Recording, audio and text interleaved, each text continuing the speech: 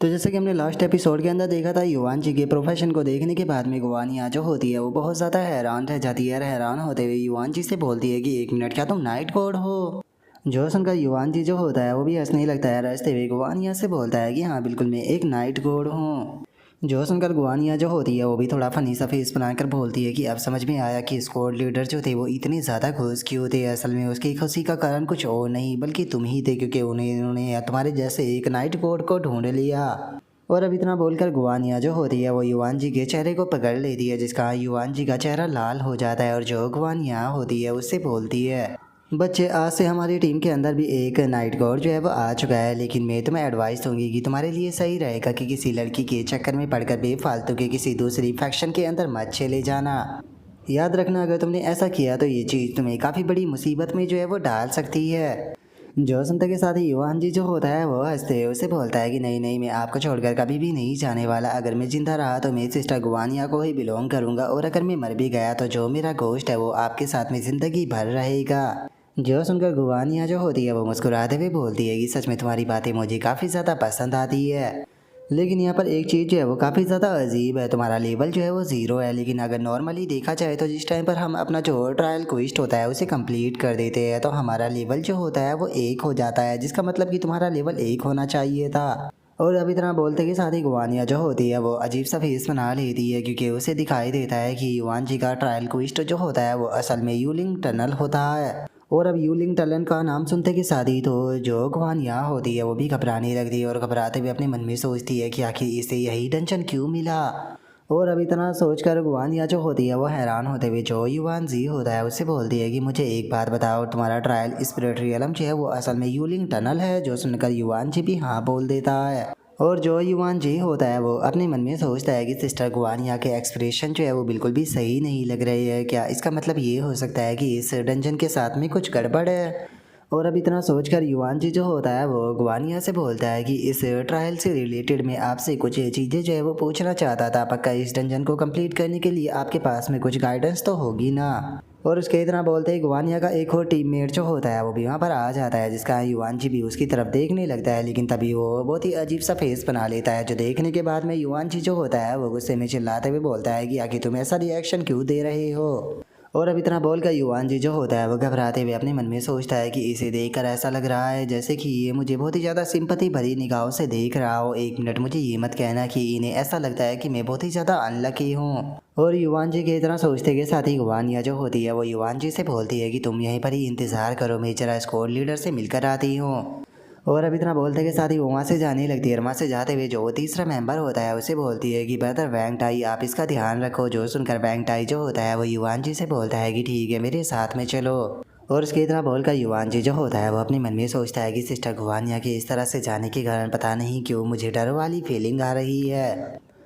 और अब इतना सोचकर जो युवान जी होता है वो वैंग टाई के साथ में जाने लगता है, और उसके साथ में जाते हुए अपने मन में सोचता है कि गुवानिया और वैंग टाई के रिएक्शन को देखकर एक चीज़ तो क्लियर है कि जो यूनिंग टनल है उसके अंदर कोई ना कोई बहुत बड़ा राज है। अगर देखा जाए तो जो सेकंड क्विस्ट है उसे ऑलरेडी मैं 20% कंप्लीट जो है वो कर चुका हूँ, और मैंने इस चीज़ को भी यहाँ पर कंफर्म कर रखा है कि जो मैन होल है वो एक तरह का सेफ जोन है। और अगर मैं यहाँ पर जो मैन होल है उससे बाहर जाने की कोशिश करता हूँ तो वहाँ पर बहुत ही ज़्यादा खतरा होगा, जो कि जान तक ले सकता है। देखा जाए तो ये चीज़ नॉर्मल सी है जिसके बारे में मुझे पता है, क्या इससे अलग कुछ और भी हो सकता है? और युवान जी की इतना सोचते के साथ ही वैंग टाई जो होता है वो युवान जी को बताता है कि देखो, यहाँ पर सभी प्रकार की जो गाइडेंस होती है वो मौजूद होती है। यहाँ पर हर एक स्पिरिचुअलम वर्कर को हर एक प्रकार की इन्फॉर्मेशन दी जाती है। इससे अलग तुम जिस टाइम पर स्पिरिचुअलम के अंदर जाते हो तो तुम वहाँ पर जो चीज़ भी फेस करते हो तुम्हें उसकी इन्फॉर्मेशन ऑर्गेनाइजेशन को देनी पड़ती है, जिसके बदले में ऑर्गेनाइजेशन जो होती है वो तुम्हें रिवॉर्ड भी देती है।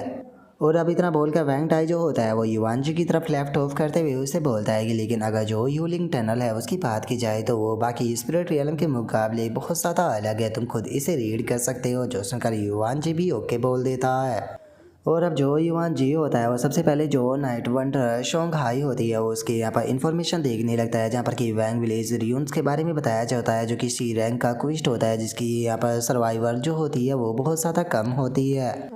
अगर जो हैंगमिंग गोस्ट विलेज है उसकी बात की जाए तो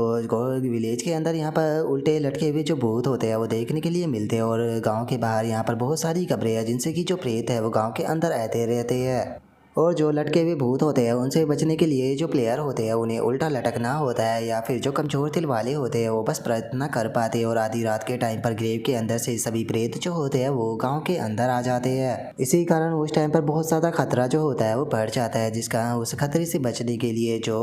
वॉलकर होते हैं वो सीधे किसी घर के अंदर जाकर वहाँ पर अगरबत्ती जला कर वहाँ पर बैठ जाते हैं ताकि वे इन प्रेतों से बच सके। जिसके बाद में वहाँ पर एक और जो क्विस्ट होता है उसके बारे में भी बताया जाता है, जिसका नाम कि गोश्त दुल्हन होता है। और उसके अंदर बताया जाता है कि वहाँ पर एक गोश्त दुल्हन जो है वो मौजूद है, जो कि खूबसूरत होने के साथ में बहुत ही ज़्यादा जोशीली है। अगर वो तुम्हारे सामने आ जाती है तो तुम्हें उसका दूल्हा बनकर पूरी रात उसे सेटिस्फाई करना होता है और उसे तुम्हें सुबह तक सेटिस्फाई करना होता है। लेकिन कोई भी पर्सन जो है वो पूरी रात इस चीज़ को नहीं कर सकता, जिसका वे बीच में ही थक जाते हैं, जिसका वो भूत दुल्हन उसे रात में ही ख़त्म कर देती है। केवल एक ही पर्सन ऐसा था जो कि उसे पूरी रात सेटिस्फाई कर उसके हाथों से जिंदा बच पाया था। और इस डंजन के अंदर वो पर्सन सरवाइव तो कर गया, लेकिन वहाँ से आने के बाद में औरतों के प्रति उसके दिल के अंदर बहुत ही ज़्यादा नफरत भर गई।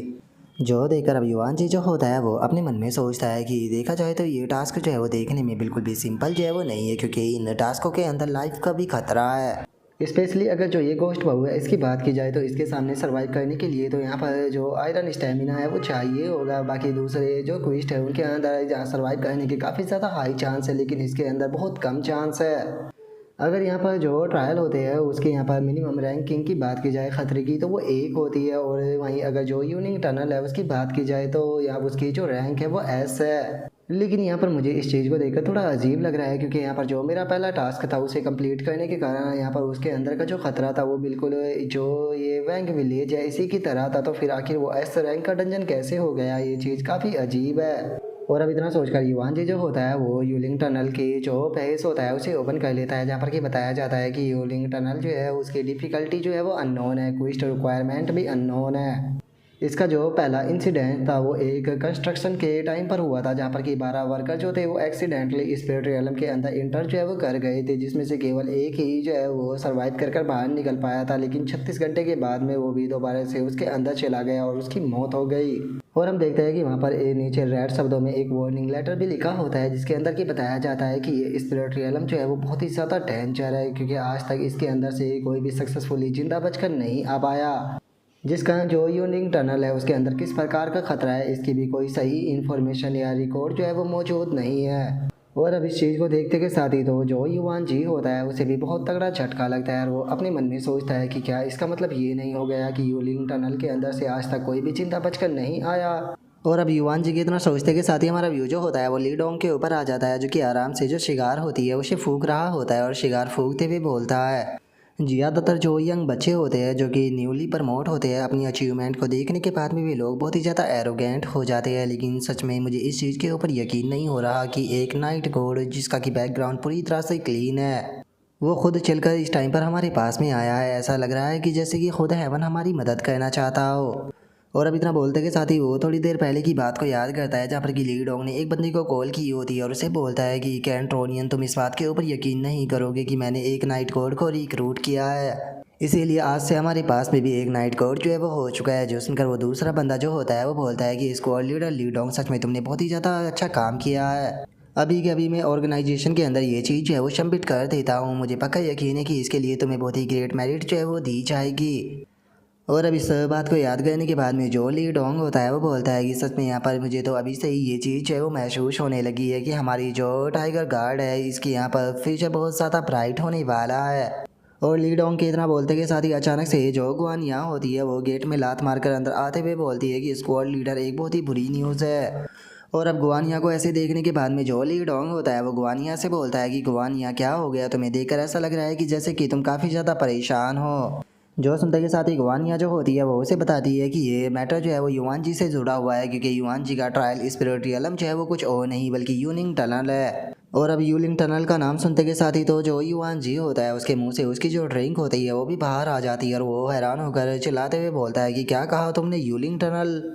और अब इतना बोलते के साथ ही जो ली डोंग होता है वो वहाँ से जाने लगता है, वहाँ से जाते हुए बोलता है कि तुम लोग जो है वो एक नंबर के बेवकूफ़ हो। क्या तुम जानते भी हो कि तुमने यहाँ पर कितनी बड़ी प्रॉब्लम जो है वो क्रिएट कर दी है। जल्दी से मेरे साथ में चलो, हमें जाकर युवान जी को संभालना होगा। और इतना बोलकर जैसे ही ली डोंग जो होता है वो युआन जी के पास में आता है तो उसे पता चलता है कि युआन जी की तो हालत ख़राब है। और अब जो युआन जी होता है वो ली डोंग से बोलता है कि स्क्वाड लीडर क्या सच में मेरे पास में सर्वाइव करने का कोई भी चांस नहीं है। जो उनका ली डोंग जो होता है वो युआन जी के पास में आ जाता है और युआन जी के पास में आकर समझाते हुए उसे बोलता है कि जो स्पिरिट का ट्रायल होता है वो हमेशा ही सोलो डंजन का होता है, जिसे कि कंप्लीट करना सच में काफ़ी ज़्यादा मुसीबत से भरा हुआ होता है। मैं तुमसे बिल्कुल भी झूठ जो है वो नहीं बोलूँगा, लेकिन हाँ सोलो डंजन के अंदर खतरा तो होता है और कोई भी तुम्हारी इस चीज़ के अंदर मदद जो है वो नहीं कर सकता। इस टेस्ट को तुम्हें ही कंप्लीट करना होता है, लेकिन इससे मिलने वाला जो प्राइस होता है वो भी काफ़ी ज़्यादा बड़ा होता है। तुम्हें काफ़ी अच्छी पावर को गेन कर पाते हो। जो सुनकर युआन जी जो होता है वो बहुत ही फनी तरीके से रोते हुए हाँ बोल देता है।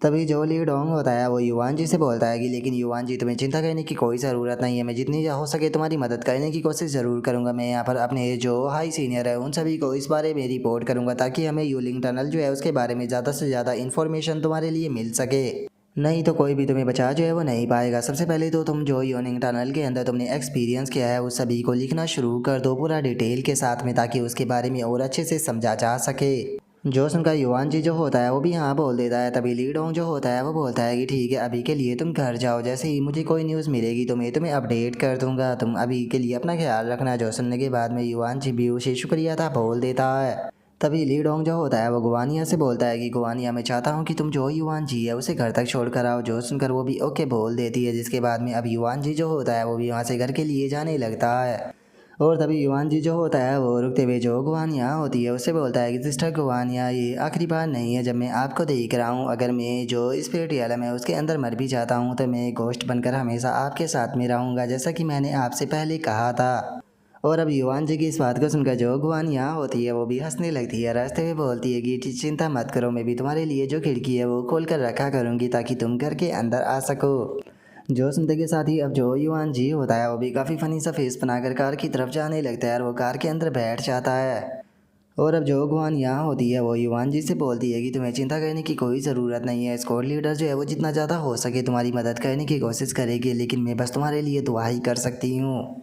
जो सुनकर युआन जी जो होता है वो भी थोड़ा सीरियस हो जाता है और सीरियस होते हुए उसे ओके बोल देता है। तभी गुआनिया भी उसे गुड बाय बोल देती है, जिसके बाद में हमारा व्यू गुआनिया के ऊपर आ जाता है जो कि अपने ऑफिस के अंदर बैठी हुई होती है और वहाँ पर बैठे हुए वो जो युआन जी होता है उसके नोट्स को बना रही होती है और उसके नोट्स को बनाकर वो फाइल के ऊपर चिपका देती है। और उसके बाद में जो वैंग टाई होता है उसे बोलती है कि वैंग टाई क्या तुम्हें लगता है कि सच में उस बच्चे के ज़िंदा रहने का कोई भी चांस है। जो सुनते के साथ ही वैंग टाई जो होता है वो गुआनिया से बोलता है कि मैं इस बारे में झूठ नहीं बोलूँगा, मुझे लगता है कि अगर जो टाई सेक्ट है वो पूरी जो डिटेल है यूनिंग टनल की वो भी दे देता है तो वो भी मुझे नहीं लगता कि युआन जी की ज़्यादा कुछ मदद कर पाएगी, क्योंकि अगर केवल उससे डिटेल से जो यूनिंग टनल है उसे अगर क्लियर किया जा सकता तो वे लोग पता नहीं कब का वहाँ पर एक नाइट कोड जो है उसे भेज चुके होते, क्योंकि वैसे भी अगर देखा जाए तो वहाँ का जो ट्रायल क्विस्ट है वो एस रैंक का है और सभी जानते हैं कि एस रैंक के क्विस्ट से बहुत ही अच्छे रिवॉर्ड जो है वो भी प्राप्त होते हैं। लेकिन इतना पता होने के बाद भी उन लोगों ने कभी भी यहाँ पर किसी भी नाइट कोड को नहीं भेजा, जिसका मतलब कि ये साफ है कि उन्हें पता है कि यहाँ से सर्वाइव करने का कोई चांस नहीं। जो सुनते के साथ ही गुआनिया जो होती है वो उससे बोलती है कि देखा जाए तो तुम्हारी जो बात है वो पूरी तरह से बकवास भी नहीं है। एक ट्रांसडेट स्टेज का जो वोल्कर होता है वो बिल्कुल भी कमज़ोर नहीं होता, उसके पास में इनक्रेडिबल स्ट्रेंथ होती है। लेकिन यहाँ पर प्रॉब्लम की बात यह है कि जो युआन जी है उसे हम यहाँ पर कोई आइटम भी देकर जो है वो नहीं भेज सकते हैं, क्योंकि अगर हमने आइटम देने की उसी कोशिश भी की तो हमारे पास में यूलिंग टनल के बारे में कोई भी इन्फॉर्मेशन नहीं है कि वहाँ पर क्या होगा, तो हम नहीं जानते कि उसे किस तरह से यहाँ पर सपोर्ट प्रोवाइड कराई जाए। इसीलिए सच बताओ तो मुझे ऐसा लगता है कि शायद हम यूनिंग टनल के अंदर जो ट्रेजर और जो हमारा पर्सन है उन दोनों को ही जो है वो खोने वाले हैं। और अब गुआनिया के इतना बोलते के साथ ही हमें बताया जाता है कि जो अनक्लेम आइटम होते हैं उन्हें दो तरीके से प्राप्त किया जा सकता है। पहला तो जो स्पिरिट रियलम है उसके अंदर इंटर किया जाए और उन आइटमों को ढूंढा जाए, और दूसरा तरीका ये होता है कि जो प्लेयर है उसके ऊपर अटैक किया जाए और उसे मारने के बाद में उसके सारे आइटम और जो लूट है उसे छीन लिया जाए। लेकिन इसके अंदर उन्हीं आइटम और लूट को छीना जा सकता है जो कि इन्वेंट्री से बाहर होते हैं। इन्वेंट्री के अंदर के जो आइटम होते हैं उन्हें तुम प्लेयर को मारने के बाद भी उससे नहीं छीन सकते हो। और अब इस बात को याद करके जो गुआनिया होती है वो बोलती है कि ये दोनों ही जो मेथड होते हैं वो सच में बहुत ही ज़्यादा अनरियलिस्टिक होते हैं, क्योंकि अगर कोई पर्सन जो है वो स्पिरिट रियलम के अंदर ही मारा जाता है तो वे आइटम जो होते हैं वो ऑटोमेटिकली रिक्लेम्ड हो जाते हैं, जो कि सच में एक बहुत बड़ा लॉस होता है। जो सुनते के साथ ही जो किंग टाई होता है वो बोलता है कि जो किंग मिंग है उसकी मौत जो है वो अभी ही हुई है और वो बच्चा अभी अभी यूनिंग टनल के अंदर चला गया। तो क्या तुम्हें ऐसा नहीं लगता कि उस बच्चे का जो नसीब है वो बहुत ज़्यादा बुरा है? जो सुनकर गुआनिया बोलती है कि नहीं ऐसा नहीं है। और उसके इतना बोलते के साथ ही हमारा व्यू ली डोंग के ऊपर आ जाता है जो कि किसी को मैसेज कर रहा होता है और उसे मैसेज करते हुए वो बोलता है कि फू मिस्टर फू, मैं यहाँ पर आपको एक रिपोर्ट जो है वो कहना चाहता हूँ। मैंने जैसा कि आपको बताया था कि मैंने एक नाइट गार्ड को रिक्रूट किया है। उसके साथ में एक बहुत बड़ी प्रॉब्लम जो है वो हो चुकी है क्योंकि उसका जो स्पिरिट रियलम ट्रायल है वो कहीं और पर नहीं बल्कि यूनिंग टनल के अंदर है। अगर यूनिंग टनल की बात की जाए तो वो पहली बार उस टाइम पर सामने आया था जिस टाइम पर टनल के अंदर कुछ लोग जो है वो काम कर रहे थे, जिसका वे लोग एक्सीडेंटली उसके अंदर चले गए थे और सभी के सभी वहाँ पर मारे गए थे। लेकिन उनमें से एक सर्वाइव कर गया था, लेकिन 36 घंटे बाद वो दोबारा से यूनिंग टनल के अंदर चला गया और उसकी वहाँ पर मौत हो गई। आज तक जितने भी लोग यूनिंग टनल के अंदर गए हैं उनमें से कोई भी पर्सन आज तक जिंदा नहीं बच पाया। जिसका सबसे बड़ा कारण एक तो ये है कि जो यूलिंग टनल है उसके अंदर केवल एक मिशन नहीं होता बल्कि हमें वहाँ पर टोटल 2 मिशन कंप्लीट करने होते हैं। और अब उसकी इस बात को सुनते के साथ ही जो सामने वाला पर्सन होता है वो उससे बोलता है कि ठीक है, मैं इस बारे में जो टाई सेक्ट है उससे बात करूँगा क्योंकि टाई सेक्ट जो है वो यहाँ पर सबसे रिच सेक्टों में से एक है, जहाँ पर कि सबसे ज़्यादा कंप्लीट डाटा जो है नाइट कोड का आपको मिलेगा क्योंकि इस टाइम पर जो उनका सेक्ट मास्टर है वो इस टाइम पर मौजूद जिंदा सबसे पावरफुल नाइट कोड है। इसीलिए मुझे लगता है कि उन लोगों के पास में हम लोगों को जो यूनिंग टनल है उसके बारे में इंफॉर्मेशन जो है वो मिल सकती है। और मुझे यकीन है कि जो होता है ये सेक्ट है वो हमारी मदद ज़रूर करेगा क्योंकि मैं पर्सनली अप्रोच उसे करने वाला हूँ। तो इसीलिए वे लोग मेरी थोड़ी इज्जत तो रखेंगे ही क्योंकि मैं नहीं चाहता हूँ कि उस बच्चे को कुछ भी हो जाए। उसने यहाँ पर हमारे जो गिल्ड है उसे ज्वाइन किया है, तो इसीलिए हम लोग उसका साथ ज़रूर देंगे और उसका साथ बिल्कुल भी नहीं छोड़ेंगे। और अब इस मैसेज को देखकर जो ली डोंग होता है वो अपने मन में सोचता है कि बस मैं उम्मीद करता हूँ कि जो नाइट गॉड है हम लोग उसे अपनी टीम के अंदर रख पाए। और अब उसके इतना बोलते के साथ ही हमारा व्यू जो होता है वो युवान जी के ऊपर आ जाता है जो कि अपने घर पर आ चुका होता है और बोलता है कि ग्रैंड माँ भी वापस आ गया। और इतना बोलकर युवान जी जो होता है वो घर के अंदर आ जाता है और जो युवान जी की ग्रैंड माँ होती है वो युवान जी को बताती है कि युवान जी जो तुम्हारा कज़न है वो आया हुआ है जो कि इस टाइम पर डाइनिंग रूम के अंदर बैठे हुए खा रहा है। जो सुनकर युवान जी भी ओके बोलकर अंदर जाने ही लगता है। और तभी युवान जी की ग्रैंड माँ जो होती है वो युवान जी की हालत को देखते हुए उससे बोलती है कि आखिर तुम्हें क्या हो गया, तुम्हें देखकर ऐसा लग रहा है कि जैसे कि तुम आधे मरे हुए हो। जो सुनकर युवान जी बोलता है कि नहीं मैं ठीक हूँ। और इतना बोलकर युवान जी अपने कज़न के पास में आ जाता है और उससे बोलता है कि कज़न तुम कैसे हो। जो सुनते के साथ ही युवान जी का जो कज़न होता है वो युवान जी से बोलता है कि युवान जी जो ग्रैंड माँ थी वो बता रही थी कि कल तुम मुझसे मिलना चाहते थे तो इसीलिए मैं तुमसे बात करने के लिए खुद ही आ गया। जो सुनते के साथ ही युवान जी जो होता है वो अपने मन में सोचता है कि कल की जो प्रॉब्लम थी वो तो ऑलरेडी सॉल्व हो चुकी है, लेकिन इस टाइम पर जो प्रॉब्लम मेरे सामने है उसे तो कज़न भी फिक्स नहीं कर सकता। और इतना सोचकर युवान जी उससे बोलता है कि अरे वो कोई ऐसी खास बात नहीं थी तो उसके बारे में भूल जाओ। जो सुनते के साथ ही युवान जी का कज़न जो होता है वो उससे बोलता है कि पक्का तुम ये बिंग के बारे में ही बात करना चाहते होगे और मैंने सुना है कि कल जो ली डोंग था वो पर्सनली यहाँ पर विजिट करने आया था। अगर ली डोंग जो है वो यहाँ पर पर्सनली विजिट करने के लिए आ रहा है तो एक बात तो बिल्कुल कंफर्म है कि ये मैटर जो है वो बिल्कुल भी कोई ऑर्डिनरी नहीं है, जिसका मतलब कि यहाँ पर मैं भी तुम्हारी कोई मदद इस काम में नहीं कर सकता हूँ। और युवान जी उसके इतना बोलते के साथ ही जो युवान जी की आंट होती है वो भी वहाँ पर आ जाती है और वहाँ पर आकर युवान जी की जो आंट होती है वो एक बॉक्स को दिखाते हुए बताती है कि ये एंटी व्रिकल क्रीम है, ये चाहे दिन में लगाओ चाहे रात में लगाओ दोनों टाइम काम करती है। और जो तुम्हारी ग्रैंड माँ है उसने मुझे बहुत ज़्यादा जोर दिया था इसे ख़रीदने के लिए, इसीलिए मैंने इसे ख़रीदा है। और अपनी आंट की इस बात को सुनने के बाद में जो युवान जी का कज़न होता है वो उससे बोलता है कि आंटी हमें इस प्रकार की जो चीज़ें हैं उनकी कोई भी ज़रूरत नहीं है। और अब इतना बोलते के साथ ही अचानक से युवान जी और युवान जी का कज़न बहुत ही ज़्यादा घबरा जाता है क्योंकि जो उनकी ग्रैंड माँ होती है वो आते के साथ ही सीधे युवान जी के कज़न के कानों को पकड़ लेती है और गुस्से में चिल्लाते हुए उससे बोलती है कि क्या कहा तुमने, तुम्हें इस चीज़ की कोई भी ज़रूरत नहीं है। अगर इस चीज़ की तुम्हें ज़रूरत नहीं है तो कैसा रहेगा कि अगर मैं आयरन से जो तुम्हारा मुँह है उसे ही तोड़ दूँ। तो तुम्हें तो इस क्रीम की सबसे ज़्यादा ज़रूरत है, अभी केवल तुम 30 साल के हुए हो लेकिन जो तुम्हारा चेहरा है वो 40 साल का दिखाई देता है। ज़रा देखो तो तुम तो अपने पापा से भी ज़्यादा उम्र के लगने लगे हो। अगर ऐसा ही चलता रहा तो तुम अपने लिए बीवी कैसे चूज़ करोगे। वैसे भी इस टाइम पर तुम्हारे फादर का जो अकाउंट है वो फेल हो चुका है, तो इसीलिए मैं चाहती हूँ कि तुम बहुत ज़्यादा मेहनत करो। क्या तुम भूल चुके हो कि पिछली बार जब तुम्हारे अंकल वैंग यहाँ पर आए थे तो जो पड़ोसी थे उन्होंने क्या कहा था। और अभी तरह बोलते के साथ ही वो उन्हें पास्ट का जो सीन होता है वो याद कराने लगती है, जहाँ पर कि हम देखते हैं कि जो वहाँ पर उनका अंकल होता है वो बैठा हुआ होता है और वो जो युवान जी का कज़न होता है उसे देखते हुए युवान जी के ग्रैंडपा से बोलता है कि अरे ओल्ड चैन, मैंने नहीं सोचा था कि तुम्हारा एक और बेटा है। जो सुनकर युवान जी का ग्रैंडपा जो होता है वो चिल्लाते हुए उस बंदे से बोलता है कि ये मेरा बेटा नहीं है बल्कि ये मेरा ग्रैंडसन है। जो सुनते के साथ ही अब वो बंदा जो होता है वो हंसते हुए युवान जी का जो कज़न होता है उसके कंधे को थपथपाने लगता है और थपथपाकर हंसते हुए बोलता है कि सच में जो तुम्हारा फेस है वो तो काफ़ी ज़्यादा यूनिक है। और अब इस मोमेंट को याद करने के बाद में युवान जी का कज़न जो होता है वो ग्रैंड माँ से बोलता है कि ठीक है मैं इस चीज़ के ऊपर आगे से अच्छे से ध्यान दूंगा। अभी के टाइम पर मैं यहाँ पर थोड़ा केस को सुलझाने में बिजी हूँ। और अपने कज़न की इस बात को सुनने के बाद में जो युवान जी होता है उसे भी कुछ समझ में नहीं आता और वो अपने कज़न से बोलता है कि क्यों, क्या हुआ, क्या कुछ प्रॉब्लम है। और अब युवान जी की इतना बोलते के साथ ही हमारा आज का एपिसोड जो होता है वो यहीं पर ही कंप्लीट हो जाता है। तो नेक्स्ट एपिसोड के अंदर देखिए कि आगे क्या होता है। अगर आप लोगों को वीडियो अच्छी लगी हो तो लाइक करना, चैनल को सब्सक्राइब करना। मैं मिलता हूँ नेक्स्ट एपिसोड के अंदर, तब तक के लिए बाय बाय गाइस।